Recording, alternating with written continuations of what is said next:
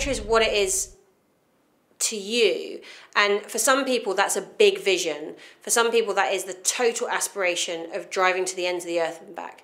I might do that when I retire, but life it's not achievable for most people. The cost, the time, you know, the vehicle, whatever it is. So, you know, I use my front runner gear everywhere. So at weekends, you know, we might have an adventure where we're going off to watch a rugby tournament because the kids are playing, and I'll take my chairs and I'll take my tent because it's good for shoving injured children in halfway through matches.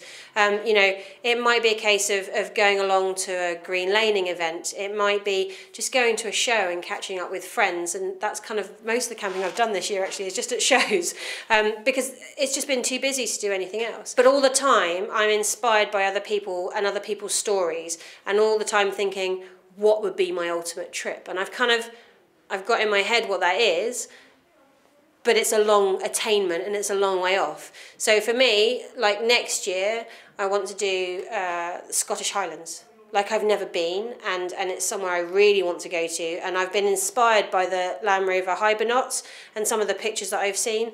So that for me, that's next year. So that's for me, adventures are on my own doorstep, sharing other people's adventures and having my long-term goal, which hopefully I'll attain. Just started getting into geocaching it's taking you places you wouldn't normally get to go, and those sort of little treasure hunt ideas that inspire everybody. So it may just be a day somewhere and being out and about and lots of fresh air and rosy cheeks and a packed lunch. It may be staying overnight somewhere, sticking the rooftop tent on, getting the awning out. But that's, you know, that's great, but we're restricted here in this country because we can't wild camp.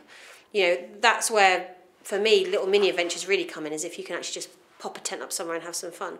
So campsites are great, and then obviously looking at the provision there is there for the children and being able to maximise the time that you have and being inspired by other people's little adventures. And one of the nicest thing about the sort of the Land Rover fraternity as it is I've met so many people amongst, you know, over the years who are in similar situations.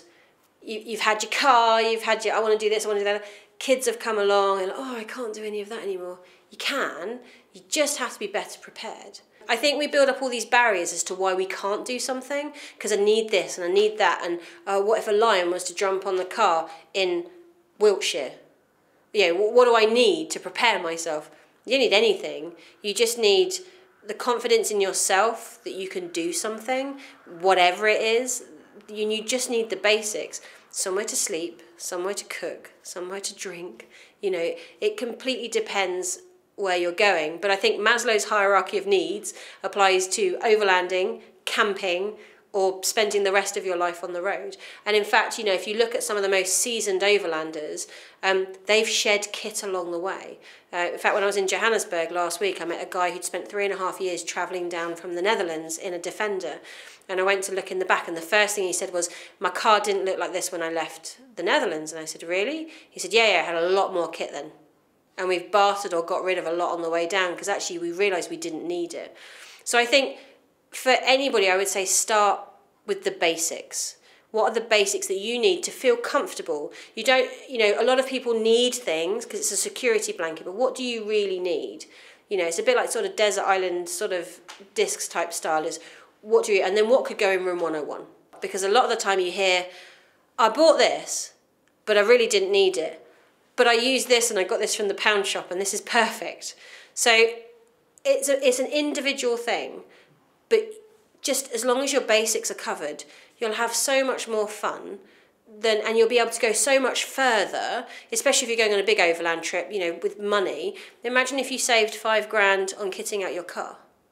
You know, get the basics right, you know, good solid roof rack, you know, good tyres, make sure it's mechanically sound, make sure you've got spares for things like suspension and the common things that go wrong. Make sure you've got a comfy bed or a sleeping bag and just go and enjoy wherever it is, even if it is just up the road.